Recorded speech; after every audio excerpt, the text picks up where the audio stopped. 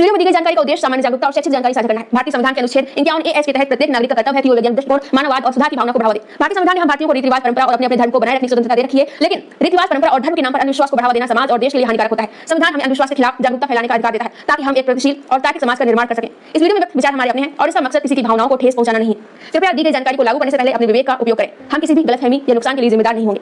नमस्कार, स्वागत है आपका समाज का सच में। आज हम एक ऐसे विषय पर बात करेंगे जो हमारे समाज में सदियों से चला आ रहा है। एक ऐसी परंपरा जिसे हर साल लाखों लोग बिना सवाल किए निभाते हैं। हम बात कर रहे हैं पितृपक्ष की। ये परंपरा ऐसी मान्यताओं पर टिकी है जिनका ना तो कोई वैज्ञानिक आधार है, ना ही कोई तार्किक सबूत। ये डर, अपराध बोध और सामाजिक दबाव पर चलती है। ये लोगों की भावनाओं और अज्ञानता को भुनाने का एक कारोबार है। आज इस वीडियो में हम पितृपक्ष को हर एंगल से परखेंगे। हम देखेंगे कि ये कैसे शुरू हुआ, क्यों ये अंधविश्वास है और ये समाज को कैसे नुकसान पहुंचाता है। तो अगर आप तर्क और विज्ञान के आधार पर सच जानना चाहते हैं तो इस वीडियो को लास्ट तक जरूर देखें। पितृपक्ष, जिसे श्राद्ध पक्ष या महालया भी कहते हैं, हिंदू धर्म में एक खास अवधि है। ये हर साल सितंबर या अक्टूबर में आती है, जब भाद्रपद और अश्विन महीने का कृष्ण पक्ष चलता है। ये 15 दिन का समय होता है जिसे लोग अपने मृत पूर्वजों की आत्माओं को समर्पित मानते हैं।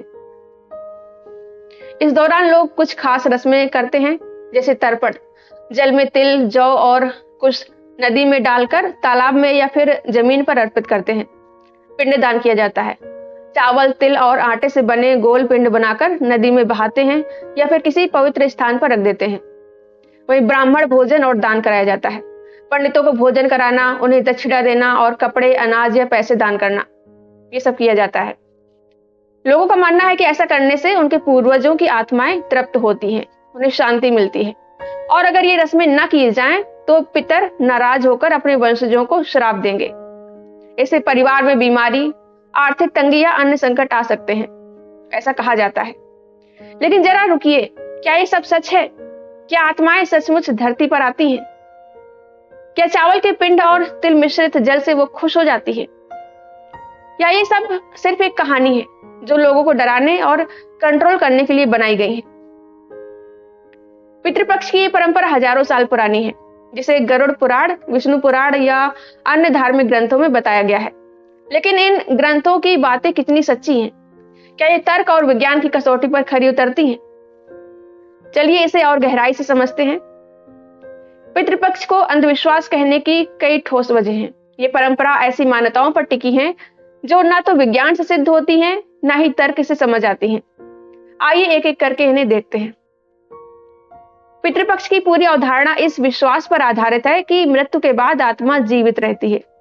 लोग मानते हैं कि ये आत्माएं पितृपक्ष में धरती पर लौटती हैं और अपने वंशजों से जल, अन्न और दान की मांग करती हैं।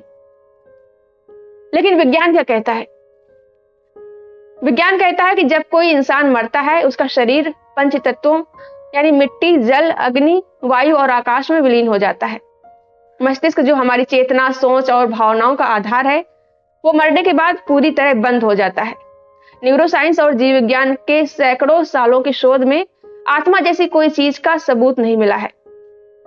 न कोई वैज्ञानिक उपकरण आत्मा को देख पाया है, न ही कोई प्रयोग इसकी पुष्टि कर सका। अगर आत्मा का कोई अस्तित्व ही नहीं है तो फिर ये कैसे मान लिया जाए कि वो धरती पर आती है, कि वो भूखी प्यासी रहती है, कि वो चावल के पिंड या तिल मिश्रित जल की मांग करती है? सोचिए, अगर आत्माएं भौतिक नहीं है तो वो खाना कैसे खाएंगी? और अगर वो भौतिक हैं तो क्या कोई वैज्ञानिक उपकरण उन्हें कभी देख पाएगा? जवाब है नहीं, क्योंकि ये सब एक मनगढ़ंत कहानी है जिसे सदियों से दोहराया जा रहा है। पितृपक्ष में लोग तर्पण करते हैं, यानी जल में तिल और जौ डालकर नदी या जमीन पर अर्पित करते हैं। वे पिंड दान करते हैं, यानी चावल और तिल के पिंड बनाकर नदी में बहाते हैं या किसी पवित्र स्थान पर रखते हैं। लेकिन जरा सोचिए, ये जल और अन्न कहाँ जाता है? जल तो मिट्टी में सोख लिया जाता है और या फिर नदी में बह जाता है। पिंड को चींटियां, पक्षी या अन्य जीव खा लेते हैं। क्या यह संभव है कि ये चीजें किसी आत्मा तक पहुंचती हों? तर्क कीजिए, अगर आत्माएं भौतिक नहीं है तो चावल और पानी का क्या करेंगी? और अगर वो भौतिक नहीं है तो उन्हें भूख प्यास क्यों लगेगी? और अगर ये सब आत्माओं तक नहीं पहुंचता तो ये रस्में फिर क्यों की जाती हैं? सच्चाई है कि ये रस्में सिर्फ धार्मिक परंपरा का हिस्सा है। इनका कोई तार्किक या वैज्ञानिक आधार नहीं है। ये बस एक ऐसी प्रथा है जो बिना सवाल किए पीढ़ी दर पीढ़ी चली आ रही है। वहीं पितृपक्ष का सबसे बड़ा आधार है डर। लोगों को डराया जाता है कि अगर श्राद्ध उन्होंने नहीं किया तो उनके पितर नाराज हो जाएंगे, उनके पूर्वज नाराज हो जाएंगे। इससे उनके परिवार में बीमारी, आर्थिक तंगी या अन्य समस्याएं आएंगी। ये डर पूरी तरह से मनगढ़ंत है। मनोविज्ञान बताता है कि डर और अपराध बोध इंसान को कंट्रोल करने के सबसे आसान तरीके हैं। जब लोगों को डराया जाता है कि अगर तुमने ये नहीं किया तो कुछ बुरा होगा, तो वो बिना सवाल किए वो काम करने लगते हैं। पितृपक्ष में भी यही होता है। लोगों को बताया जाता है कि अगर उन्होंने तर्पण, पिंडदान या दान नहीं किया तो उनके पूर्वज उन्हें श्राप देंगे। इससे लोग अपराध बोध में डूब जाते हैं। उन्हें लगता है कि उनकी हर परेशानी, चाहे वो बीमारी हो, नौकरी की कमी हो या फिर पारिवारिक झगड़ा हो, इसके पीछे पितरों की नाराजगी है। लेकिन सच्चाई है कि जीवन की समस्याएं जैसे बीमारी, आर्थिक तंगी या फिर पारिवारिक तनाव, इनका कारण पितरों का श्राप नहीं है, बल्कि वास्तविक और वैज्ञानिक कारण होते हैं। बीमारी का कारण बैक्टीरिया, वायरस या जीवन शैली हो सकती है। आर्थिक तंगी का कारण बेरोजगारी, महंगाई या गलत वित्तीय फैसले हो सकते हैं। इनका पितरों से कोई लेना देना नहीं है। पितृपक्ष में वही ब्राह्मणों की भूमिका बहुत अहम मानी जाती है। कहा जाता है कि पितरों को तृप्त करने के लिए ब्राह्मणों को भोजन कराना और दक्षिणा देना जरूरी है। लेकिन सवाल यह है कि क्यों? क्या ब्राह्मण ही एक मात्र माध्यम है जो हमारे दान को पितरों तक पहुंचा सकते हैं? और अगर हाँ, तो इसका सबूत क्या है? सच्चाई है कि यह परंपरा ब्राह्मणवाद का हिस्सा है। ये एक ऐसा सिस्टम है जो कुछ लोगों को आर्थिक लाभ पहुंचाने के लिए बनाया गया है। पंडित और पंडित पुरोहित तय करते हैं कि कौन सा श्राद्ध कितने में होगा। कोई कहता है कि 11 ब्राह्मणों को भोजन कराओ, कोई कहता है कि गंगा में तर्पण करो, वरना पितरों को शांति नहीं मिलेगी। और ये सब कितने में? हजारों रुपए, लाखों रुपए। कभी कभी लोग कर्ज लेकर भी ये कर्मकांड करते हैं, क्योंकि उन्हें डर होता है कि अगर नहीं किया तो कुछ बुरा होगा। लेकिन ये पैसा कहाँ जाता है? पंडितों की जेब में, पुरोहितों की जेब में। क्या कोई सबूत है कि ये दान या भोजन किसी आत्मा तक पहुंचता है? नहीं। ये एक ऐसा कारोबार है जो लोगों की भावनाओं और डर को भुनाता है। खासकर गरीब लोग जो अपने बच्चों को 2 वक्त का खाना भी मुश्किल से दे पाते हैं, वो इस डर से पंडितों को दक्षिणा देते हैं। ये आर्थिक शोषण है और ये समाज में असमानता को बढ़ाता है। पितृपक्ष जैसी परंपराएं प्राचीन काल में शुरू हुई जब समाज में वैज्ञानिक समझ कम थी। उस समय लोग प्राकृतिक घटनाओं को जैसे बीमारी, सूखा या बाढ़ को समझ नहीं पाते थे। वे इनका कारण दैवी प्रकोप या फिर पितरों की नाराजगी मानते थे। लेकिन आज जब हमारे पास विज्ञान और तर्क है, तब भी इन रस्मों को बिना सवाल किए निभाया जा रहा है। पितृपक्ष की जड़ें ब्राह्मणवादी व्यवस्था में है। प्राचीन काल में ब्राह्मणों ने धार्मिक ग्रंथों के जरिए ऐसी कहानियां गढ़ी जो उन्हें सामाजिक और आर्थिक शक्ति देती थी। पितृपक्ष एक ऐसी ही परंपरा है जो ब्राह्मणों को दान और दक्षिणा के जरिए आर्थिक लाभ पहुंचाती है। पितृपक्ष सिर्फ एक धार्मिक रस्म नहीं है, ये एक ऐसा अंधविश्वास है जो समाज और लोगों के दिमाग पर गहरा असर डालता है।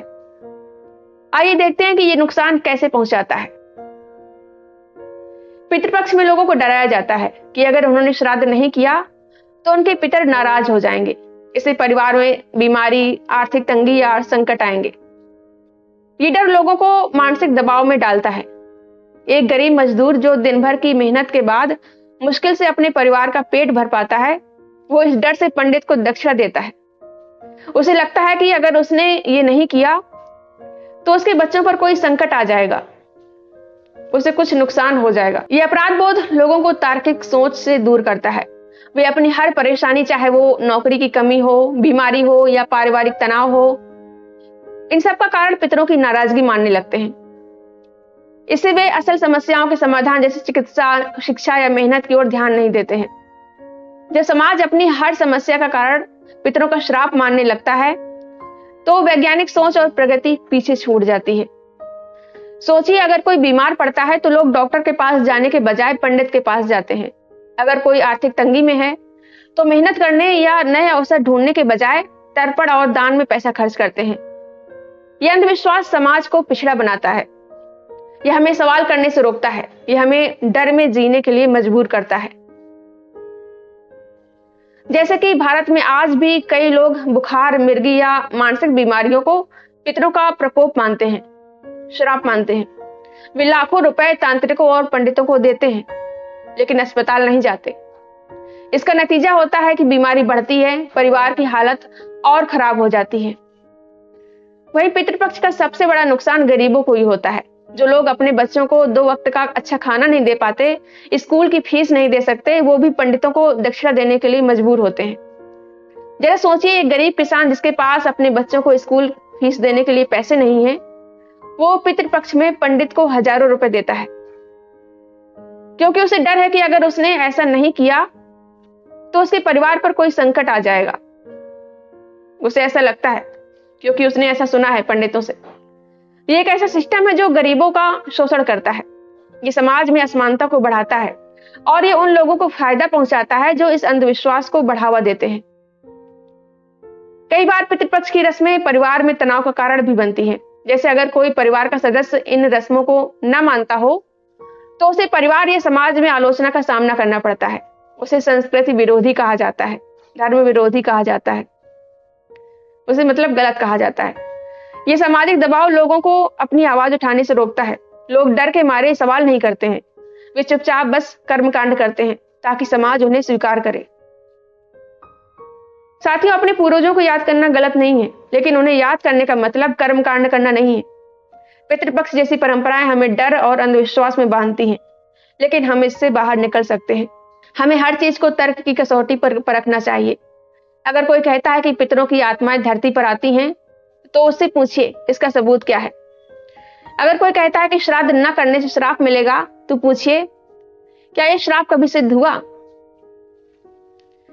विज्ञान हमें सिखाता है कि जीवन की समस्याओं का समाधान तर्क और मेहनत में है, न कि कर्मकांडों में। बीमारी का इलाज डॉक्टर के पास है, न कि पंडित के पास। आर्थिक तंगी का समाधान मेहनत और शिक्षा में है, न कि तर्पण में। अपने पूर्वजों को याद करना चाहते हैं तो उनके अच्छे कामों को अपनाएं, उनके अच्छे मूल्यों को जिंदा रखें। जैसे अगर आपके पिता गरीबों की मदद करते थे, आपके दादा गरीबों की मदद करते थे, तो आप भी किसी जरूरतमंद की मदद कर सकते हैं। अगर आपकी मां शिक्षा को महत्व देती थी, तो आप किसी बच्चे की पढ़ाई में सहयोग कर सकते हैं। ये असली सम्मान है पूर्वजों का, और ये कर्मकांडों से कहीं ज्यादा सार्थक है। हमें समाज में फैले अंधविश्वास को ठुकराना होगा। हमें पंडितों और तांत्रिकों के डर को नकारना होगा। बच्चों को सिखाना होगा कि सच्चाई तथ्यों और विज्ञान में है, न कि मनगढ़ंत कहानियों में। पितृपक्ष या श्राद्ध एक अंधविश्वास है। यह आत्मा, पितर और श्राप जैसी मनगढ़ंत कहानियों पर टिका है। इसका ना कोई वैज्ञानिक आधार है, ना ही कोई तार्किक सबूत है।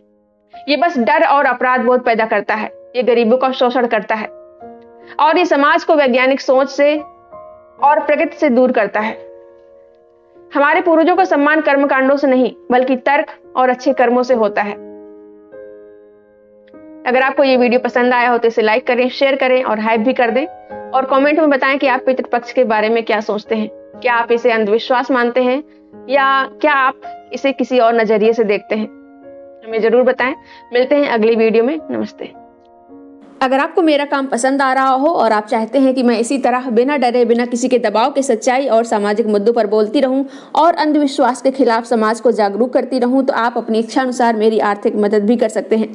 मैं किसी संगठन या पार्टी से नहीं जुड़ी हूं। आपका सहयोग ही मेरी सबसे बड़ी ताकत है। आप अपना सहयोग वीडियो के नीचे दिख रहे थैंक्स के बटन पर क्लिक करके या फिर मेरी UPI ID shashi-singh9192@OKICICI पर सीधे भेजकर या फिर स्क्रीन पर दिख रहे QR कोड को स्कैन करके कर सकते हैं। आपकी हर छोटी से छोटी मदद मेरे लिए बहुत कीमती है। आपका छोटा सा सहयोग भी मुझे मजबूती देता है, क्योंकि जब जनता खुद साथ देती है तभी बदलाव होता है। धन्यवाद।